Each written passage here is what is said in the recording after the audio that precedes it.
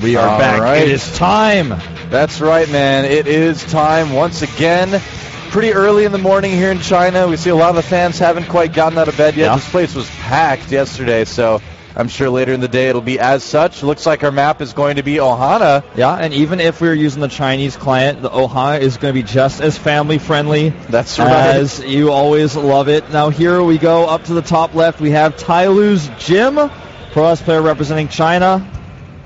There he is. And down the bottom right, we have our purple Terran player from Complexity Gaming in the United States. It is QXC. Mr. Kevin Riley himself. Big fan favorite. You may have heard of him. You may have heard of him. One of few Terran players still around these days, in a time where Terran players are struggling. I've only ever created and run one tournament ever in my StarCraft time, and QXC won that tournament. Yeah. It was earlier this year. It was the Ye Olde Map tournament for IPL. QXC played in a lot of my Open Wolf Cups back in the day as well. Yeah. He's been around for a long time, was a Brood War player. I don't think he ever got higher than B+ back in IC Cup, but I mean, that just goes to show that if you have a strong Brood War background that's not like you're the best Brood War player in the world, you can transition quite well into StarCraft 2, and QXC has put a lot of time and a lot of training into this game, and it really shows. He's been around for such a long time. He's done with university now, so he's even more full-time into StarCraft these days. Yeah, you can put everything into it. Finally, there's a gateway and the barracks going down the production queue. You know what? I just realized, Wolf, this is the first time you and I have casted StarCraft 2 together since IPL 4 in April. That's actually true. It's been a really long time. I guess it's been about 9 months or so now. Yeah. One of us could have had a baby in that time. Yeah. If we were a female that could give birth. Or if we were in that Arnold Schwarzenegger movie. Oh, God, don't bring that one up. I knew that was coming. It's not Fatuma. I was like, no, he's not going to do it. He's not going to do it. I'm going to do it, man. No half measures for Doa. It's just how it is. No half measures for Arnold Schwarzenegger either. Well, we see a gas going down for Jim here as well. Yeah. And QXC actually is the first player to scout, seeing that SCV across the map now. He himself has gone gases. QXC will almost never take a gas in this matchup after his barracks. He will always go for that one Rax expand. That's what he's known for. It's going to be interesting to see how he adapts his openings in TVT once Heart of the Swarm comes out, actually, because we were talking to him last night, actually. We were hanging out a bit, and we were talking about the impact that Reapers are going to have in Heart of the Swarm on TVT openings, like One Rax expands, Command Center first. Those openings are just going to be dead in Heart of the Swarm. So QXC is going to need to adapt a bit, but he's never been one to really shy away from tech-heavy openings as well. He's always been very comfortable getting aggressive and maybe even a bit cheesy early on. In the Wings of Liberty and during different map times where we had maps like Metalopolis, he would often go gas first. He would do that Blue Flame Hellion drop. He would do that Banshee-type opening. That's what he started out with. Everybody was playing that way, especially foreigners back in the day. Only when players like Ensnare started to come out and Into the Rainbow trying to go for these commands first is when people realized that it is possible in this matchup.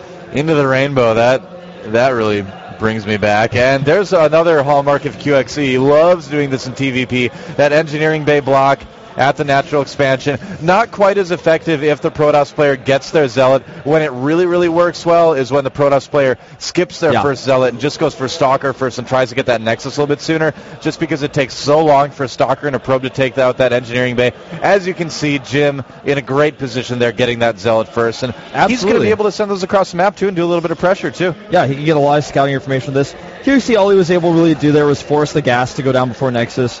QXC playing this very standard, going to the 3 barracks before gases, and with his bunker up here, it should be fine. Meanwhile, we have a Twilight Council coming down.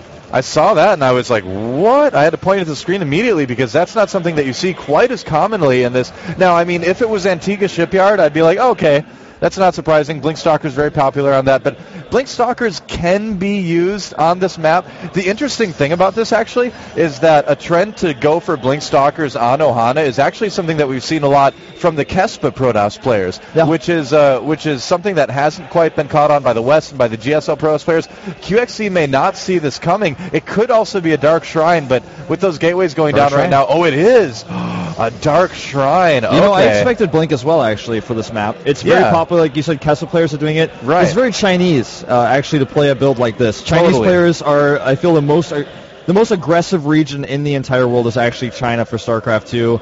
I played on the Taiwan server a lot. They were very aggressive. But when I played on the Chinese server, when that first came out, that was the server I got the most all-ins on all the time. And still, when I play on the Korean server now, they're all merged. When I see a Chinese ID, I'm like, uh-oh. It's like, I make 2 bunkers automatically.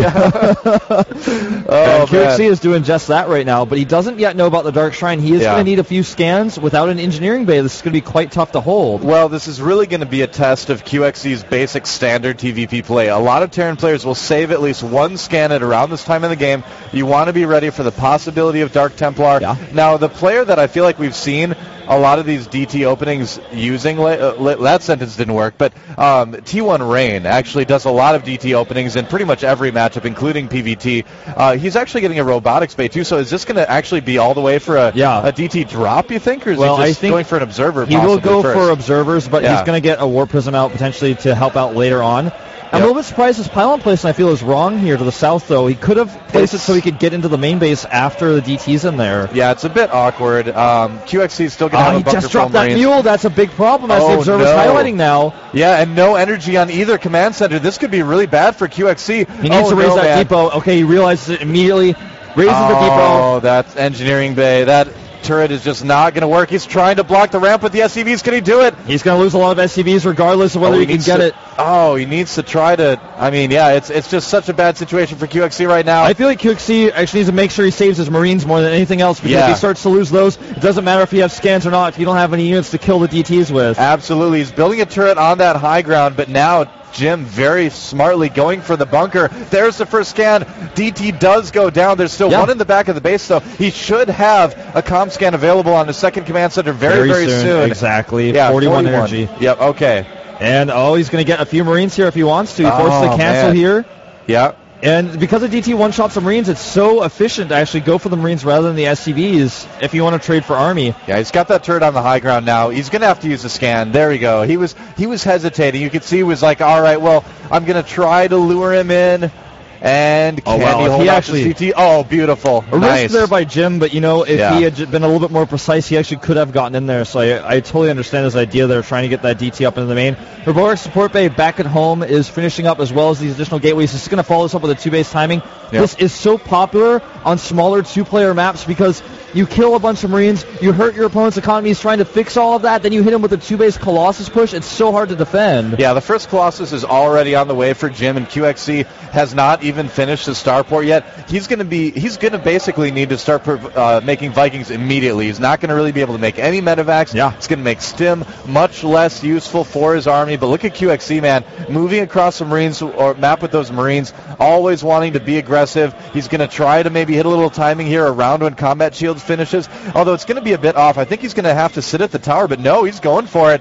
This could be a bit of a mistake by QXC. He can't try to push up the ramp here. Yeah, by the way, do that. This Warp Prism, or we talked about the potential of Warp Prism play, but the Observer could be just as effective when you have a pylon here. I think QXC's dead, man. I think he's going to, I don't know if he's going to be able to defend. He may not be able to get combat shield if he doesn't repair. A nice scan here.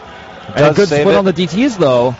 There's the Colossus push coming down across the map, though. He did make 2 medevacs first as well, and that DT still alive. Yeah, and now we can get a few more of these Marines. The Observer goes down, but that's just one part of the problem. He didn't focus the DT. He didn't kill the DT. He was trying to kill the pylon, and it didn't end up working, and this push is still coming across the map right now for Jim.